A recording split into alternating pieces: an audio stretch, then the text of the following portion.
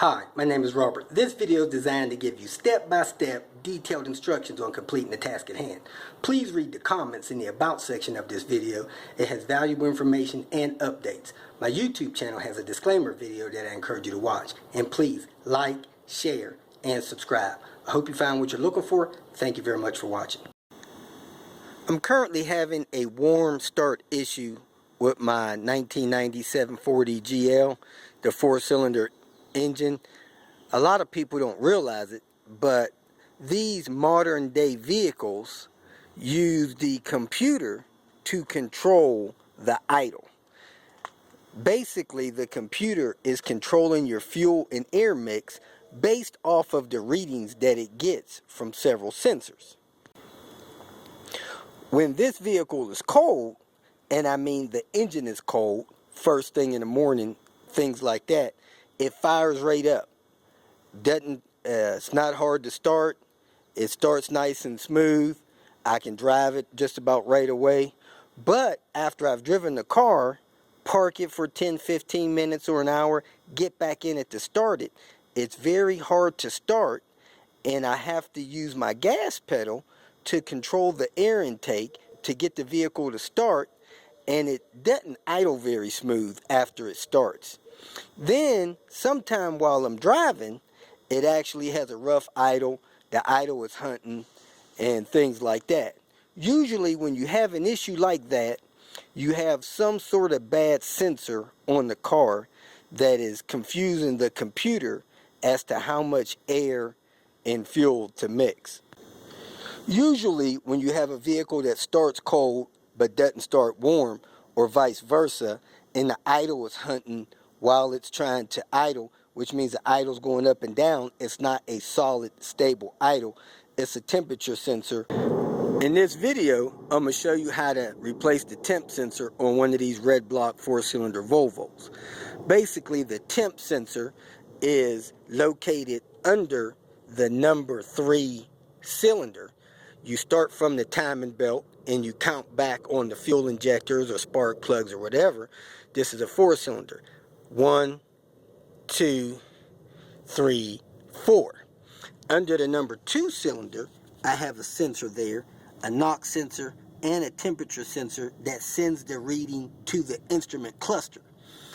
Back behind that a little further, under the number 3 cylinder, I have the actual temp sensor that communicates with the computer on the car. These are the tools you need to replace the temp sensor. A pair of gloves, a little bit of coolant. You could drain the coolant into a coolant pan if you want.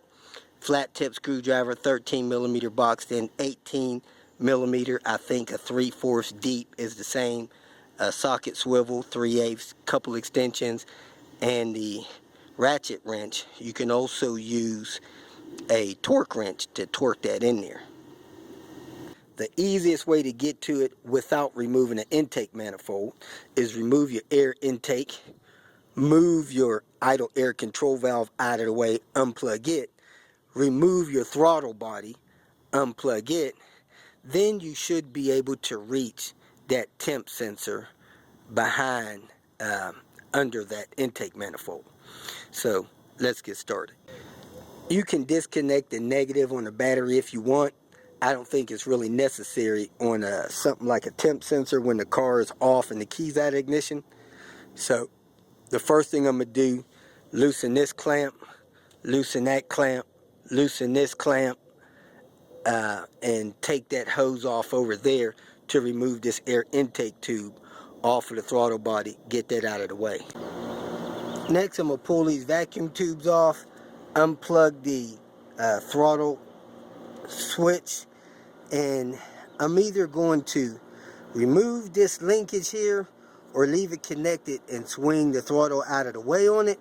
But the throttle has 3 bolts, one here, and one down below.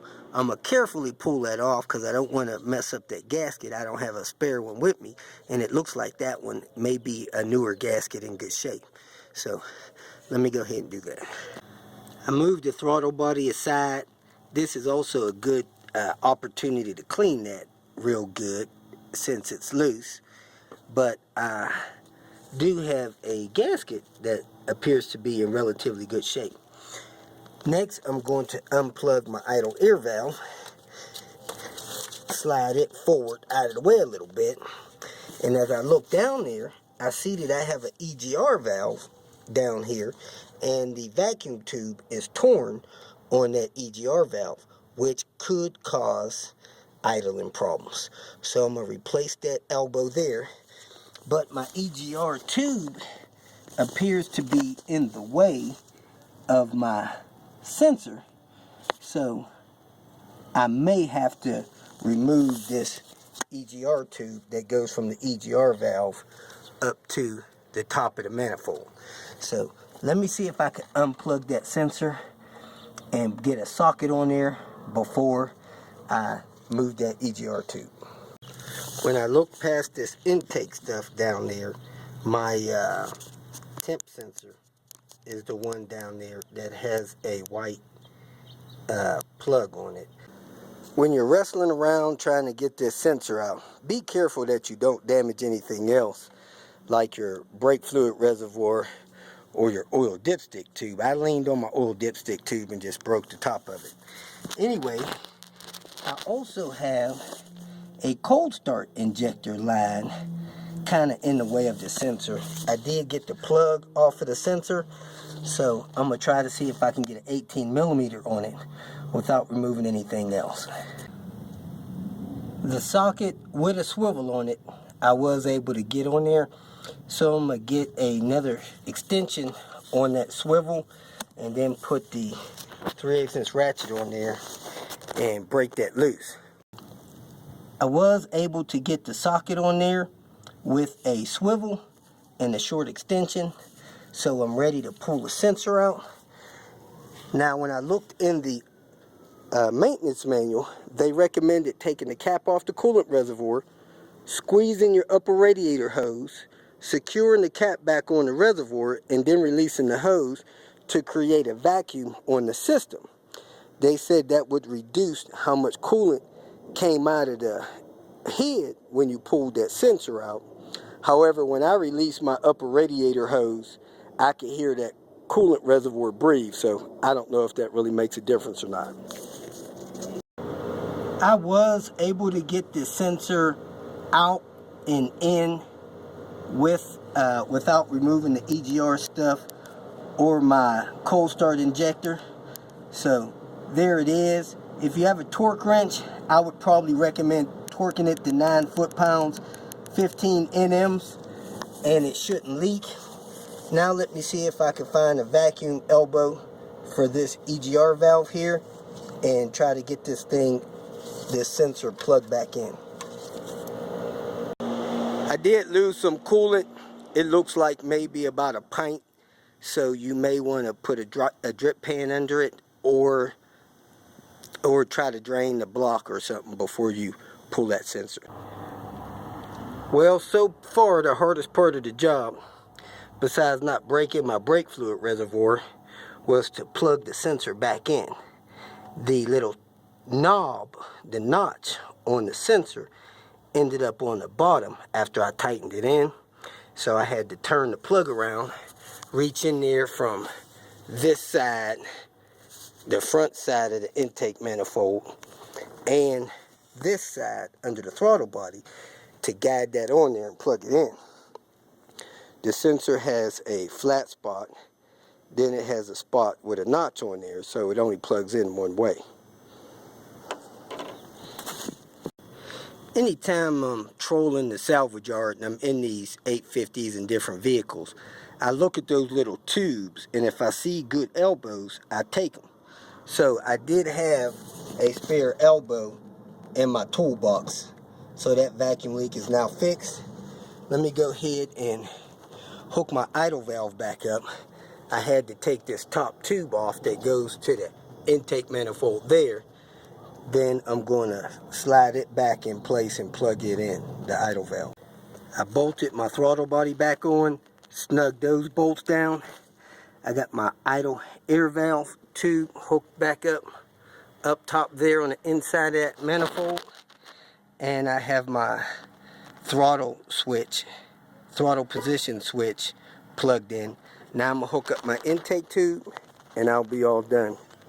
I'm probably about a pint low on my coolant level, maybe about a half a liter, so I'll top that off here today. Everything's back together, and I replaced the oil dipstick tube. So I'm gonna go ahead, start the car and drive it around today. If there's any other issues or other information that I need to let you know about, I'll put the links and the comments in the about section comments below. Here we are, we're going to do a cold start, see how it fires up.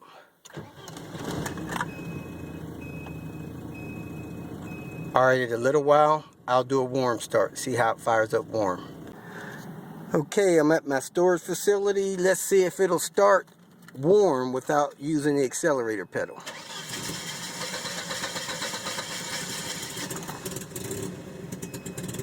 Did start, didn't fire off like I wanted it to, but I didn't have to use my gas pedals. The car started fine cold, started fine hot, did not start fine warm when I left it off for an hour. It's been off now for about 15 minutes. Let's see how it does this time.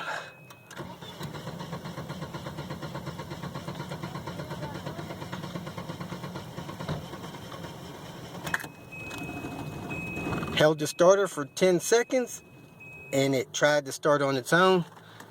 I'm gonna give it a little gas pedal this time. Floored the gas pedal and it started up and it's holding its idle, so my problem persists. If you feel that this information was useful, please like it and share it with your social media friends. You can subscribe to my channel so that you will get notifications of future videos that I post. You can follow me on Twitter, and if you need to contact me directly, please visit my website. And if you have any questions, leave them below and someone or myself will reply to them. Again, thank you very much for watching.